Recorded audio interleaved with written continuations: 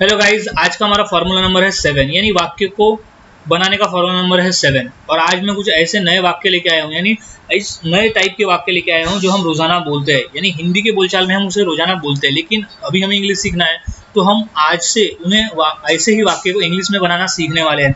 और इतनी आसानी से सीखेंगे कि हमारे लिए वाक्य को इंग्लिश में बनाना और उसे बोलना आज से आसान हो जाएगा। तो वाक्य कौन से है? वो वाक्य है, मैं खेल रहा हूँगा, वह खाना बना रही होगी, तुम उसे गाली दे रहे होंगे, बारिश हो रही होगी। तो कॉमन क्या है? रहा होगा, रही होंगी, रहे होंगे। तो कॉमन है यहाँ रहा होगा, रही होंगी और रहे होंगे। यानी यहाँ सीधा सा मतलब है कि ये हम बात कर रहे हैं भविष्य की। हम यहाँ भविष्य की बात करें कि कोई करता है, वो कोई कार्य को कर रहा होगा। यानी वो कर रहा है नहीं, लेकिन संभावना है कि वो कर रहा होगा। यानी कोई कार्य को वो भविष्य में कर रहा होगा। तो ऐसे ही वाक्य को आज हम इंग्लिश में बनाना सीखने वाले हैं। और मेरा दावा है कि ऐसे वाक्य को आज से, यानी इस वीडियो को पूरा देखने के बाद से, इस तरह के वाक्य को हमारे लिए रोज इंग्लिश में बोलना काफ़ी आसान हो जाएगा। और ऐसे वाक्य की हमारी आज पूरी प्रैक्टिस हो जाएगी कि इस तरह के वाक्य को कैसे बनाया जाता है, किस फॉर्मूले से बनाया जाता है और कैसे बनाया जाता है। ये आज हम सभी इस वीडियो के माध्यम से सीखने वाले हैं। तो सबसे पहले हम देख लेते हैं कि वो फॉर्मूला है कौन सा, जो फॉर्मूले से हम ऐसे वाक्य को इंग्लिश में बना सकते हैं। तो फॉर्मूला काफ़ी आसान है। वो फॉर्मूला इतना आसान है कि बस वो फॉर्मूला लगाते ही हम ऐसे वाक्य को इंग्लिश बना लेंगे।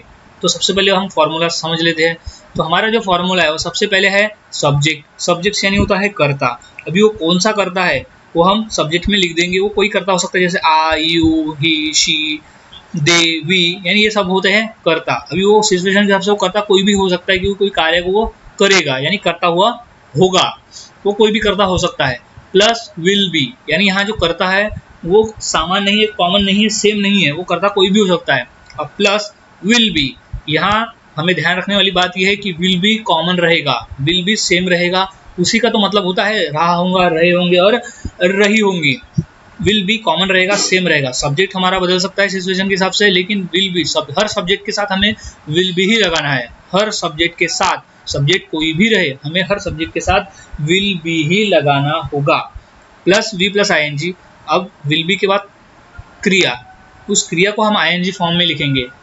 रूल के हिसाब से हम वो क्रिया को आई एन जी फॉर्म में लिखेंगे, will be plus V plus I N G, यानी क्रिया को I N G form. Plus object बचाओ भाग, हमारा कंप्लीट फॉर्मूला होता है subject plus will be plus V plus I N G plus object. ये हमने फॉर्मूला समझ लिया। अब फॉर्मूला इतना आसान है कि अब इस पर से हम वाक्य को इंग्लिश में बनाना सीखते हैं वन बाय वन, ताकि हमें कंप्लीटली हम वाक्य बनाना सीख जाए। पहला वाक्य, मैं खेल रहा हूँगा, मैं खेल रहा हूँगा, मैं खेल रहा हूँगा। तो इंग्लिश होगी I will be playing. I will be playing यानी मैं खेल रहा था, ये नहीं है मैं खेल रहा हूँ, वो भी नहीं है। यहाँ है कि मैं खेल रहा हूँगा, यानी मैं बात भविष्य की कर रहा हूँ कि मैं तब खेल रहा हूँगा, यानी बात भविष्य की है कि मैं खेल रहा हूँगा। तो आई यानी मैं, विल बी यानी यहाँ विल बी कॉमन रहेगा, तो रेड में जो रहे वो कॉमन रहेगा। तो विल बी यानी रहा हूँगा, विल बी यानी रहा हूँगा। अब क्या, खेल, खेल तो प्ले, खेलना को हम इंग्लिश में कहते हैं प्ले। अब रूल के हिसाब से हमें उसमें आईएनजी लगा देना है, तो प्लेइंग। तो आई विल बी प्लेइंग यानी मैं खेल रहा हूँगा, तो आई विल बी प्लेइंग यानी मैं खेल रहा होऊंगा। तो रूल के हिसाब से आई विल बी प्लेइंग। दूसरा वाक्य है, वह कुछ बता रहा होगा, वह कुछ बता रहा होगा, वह कुछ बता रहा होगा, यानी बात भविष्य की है कि वह कुछ बता रहा होगा। तो सीधा सा हमारा सब्जेक्ट क्या है इसमें, वह यानी ही, वह यानी ही, रहा होगा यहाँ होंगी होता तो शी लगाते, होगा है तो लड़का है तो ही लगाएंगे, तो ही। विल बी यहाँ कॉमन रहेगा, हमने पहले देखा है विल बी कॉमन रहेगा, तो विल बी। टेलिंग यानी बताना, टेल यानी बताना। अब यहाँ फॉर्मूले के हिसाब से हमें लगाना है आईएनजी, तो विल बी के बाद टेल को लगाएंगे आईएनजी, तो टेलिंग। समथिंग यानी कुछ, समथिंग यानी कुछ, तो he will be telling something, यानी वह कुछ बता रहा होगा, भविष्य में वह कुछ बता रहा होगा, तो he will be telling something. तो इस तरह से हम इस फॉर्मूले से ऐसे वाक्य को बना सकते हैं और बोल सकते हैं। कुछ और वाक्य देख लेते हैं और आसानी से समझने के लिए, ताकि हम जितना अधिक वाक्य प्रैक्टिस करेंगे उतना अच्छा होगा। जैसे वह खाना बना रही होगी, वह खाना बना रही होगी। तो हमारा फॉर्मूले के हिसाब से सेंटेंसेस बनेंगे। हमारा जो पहले जो सब्जेक्ट है वो शी, वह के लिए शी लगेगा, हमने कैसे जाना, होंगी, होंगी यानी वह खाना बना रही होंगी, तो होंगी यानी वो लड़की है, तो उसके लिए हम सब्जेक्ट में लगाएंगे शी यानी वह। विल बी कॉमन रहेगा, तो विल बी शी फॉर्मूले के हिसाब से बाद में विल बी। कुकिंग, कुक यानी खाना बनाना, कुक यानी खाना बनाना, तो फॉर्मूले के हिसाब से आईएनजी लगाएंगे तो कुकिंग, तो she will be cooking, she will be cooking यानी वह खाना बना रही होंगी, तो शी विल बी कुकिंग यानी भविष्य की बात करके वह खाना बना रही होगी, तो शी विल बी कुकिंग।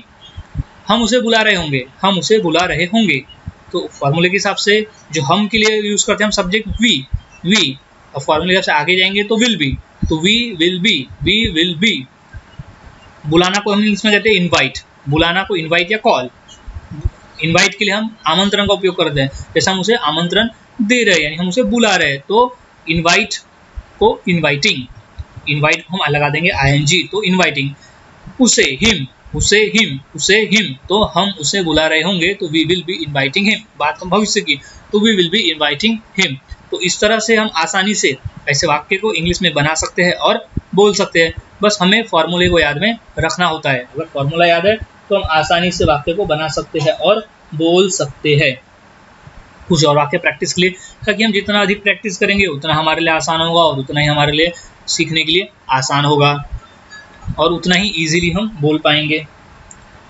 जैसे हम टीवी देख रहे होंगे, हम टीवी देख रहे होंगे, भविष्य की बात है कि हम टीवी देख रहे होंगे, तो we will be watching TV, we will be watching TV. हम टीवी देख रहे होंगे, तो we will be watching TV यानी हम टीवी देख रहे होंगे, तो हम के लिए वी, फॉर्मूले के हिसाब से विल बी, फॉर्मूले के हिसाब से विल बी, तो वी विल बी।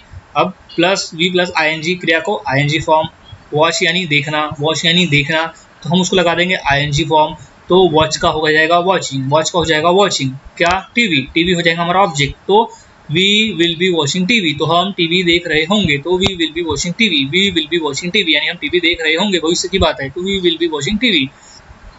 तुम उसे गाली दे रहे होंगे, तुम उसे गाली दे रहे होंगे, तुम उसे गाली दे रहे होंगे, इंग्लिश होगी यू, यू यानी तुम, यू यानी तुम। विल बी, फॉर्मूले के हिसाब से विल बी, फॉर्मूले के हिसाब से विल बी। गाली देना अब्यूज, गाली देना को कहते हैं अब्यूज, गाली देना को इंग्लिश में कहते हैं अब्यूज, तो फॉर्मूले के हिसाब से आईएनजी लगाएंगे, तो अब्यूसिंग, अब्यूसिंग। उसे यानी हिम, उसे यानी हिम, तो फॉर्मूले के हिसाब से होगा you will be abusing him, you will be abusing him यानी तुम उसे गाली दे रहे होंगे, तो you will be abusing him, तुम उसे गाली दे रहे होंगे, तो you will be abusing him. तो इस तरह से आसानी से हम ऐसे वाक्य को इंग्लिश में बना सकते हैं और रोजाना बोल सकते हैं। हमें, हमारे लिए आसान हो जाता है अगर हम प्रैक्टिस करते हैं तो, क्योंकि ये सब चीज़ें प्रैक्टिस से ही आती है। हम सेंटेंस हमें रख देना है और सेंटेंस के हिसाब से हमें यानी फॉर्मूले को रख देना है और फॉर्मूले के हिसाब से हमें रोजाना प्रैक्टिस करते रहना है।